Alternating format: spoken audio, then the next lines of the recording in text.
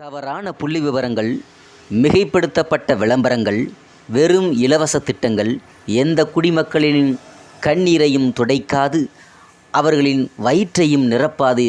எனவே இப்பொழுது கிராம மக்களுக்கு மட்டுமே இருக்கக்கூடிய மகாத்மா காந்தி கிராமப்புற 100 நாள் வேலைவாய்ப்பு உறுதி திட்டத்தை 250 நாட்களாக உயர்த்தவும், தின சம்பளம் இலக்கு ரூபாய் 600ஆக இருந்தாலும் முதற்கட்டமாக குறைந்தது ரூபாய் 450ஆக உயர்த்தவும், இத்திட்டத்தை அனைத்து பேரூராட்சி, நகராட்சி, மாநகராட்சிகளுக்கும் விரிவுபடுத்தவும் மத்திய மாநில அரசுகளை வலியுறுத்துகிறேன் என்று புதிய தமிழகம் தலைவர் டாக்டர் கா. கிருஷ்ணசாமி அவர்கள் தனது செய்திக்குறிப்பில் தெரிவித்திருக்கிறார்.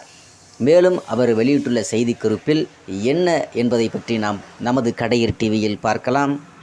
கிராமப்புற வேலைவாய்ப்பு உறுதி திட்டத்தின் தின சம்பள உயர்வு வரவேற்கத்தக்கது.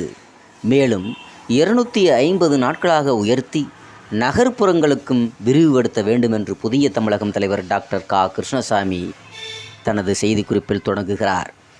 மகாத்மா காந்தி கிராமப்புற வேலைவாய்ப்பு உறுதி திட்டத்திற்கு தின சம்பளம் ரூபாய் 294 இருந்து ரூபாய் 319ஆக உயர்த்தி தமிழக அரசு உத்தரவு செய்திருக்கிறது. கடந்த மார்ச் 27ஆம் தேதி மத்திய அதிகாரம் அளித்தல் குழுவில் நடைபெற்ற ஆலோசனையை தொடர்ந்து மாநில அரசு உத்தரவை பிறப்பித்திருக்கிறது. தமிழக அரசின் இந்த முடிவை புதிய தமிழகம் கட்சி வரவேற்கத்தக்கது. எனினும் தினமும் அதிகரித்து வரும் அனைத்து பொருட்களின் விலைவாசி உயர்வுகள், பெருகி வரும் பணவீக்கம் போன்ற சூழலில் இந்த ஊதிய உயர்வு எவ்விதத்திலும் போதாதது. தமிழகத்தில் இன்று கிராமப்புறம் மற்றும் நகர்ப்புறங்களில் நிலவும் முக்கியமான பிரச்சனையே வேலைவாய்ப்பின்மையாகும். கிராமப்புறங்களில் நிலவக்கூடிய வேலைவாய்ப்பின்மை பேரூராட்சிகள், நகராட்சிகள் மற்றும் மாநகராட்சிகளிலும் குறிப்பாக பெண்கள் மத்தியிலும் மிக அதிகமாக நிலவுகிறது.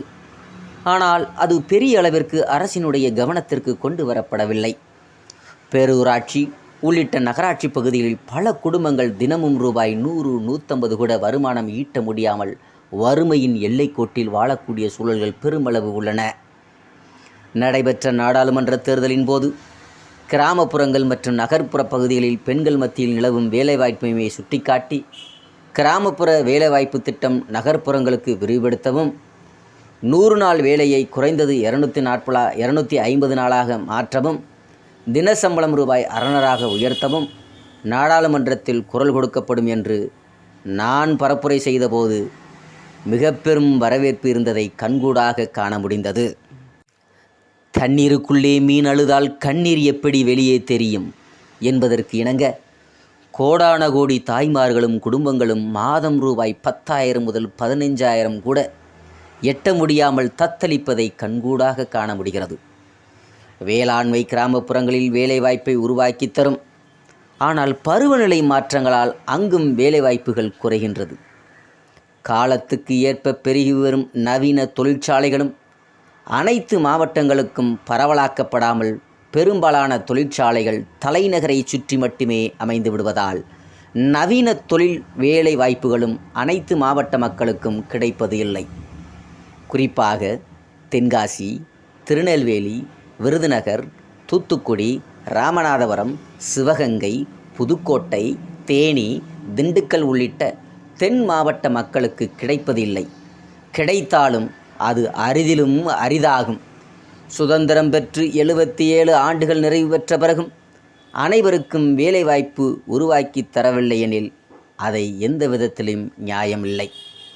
தவறான புள்ளி விவரங்கள், மிகைப்படுத்தப்பட்ட விளம்பரங்களும் வெறும் இலவச திட்டங்களும் எந்த குடிமக்களின் கண்ணீரையும் துடைக்காது, அவர்களின் வயிற்றையும் நிரப்பாது.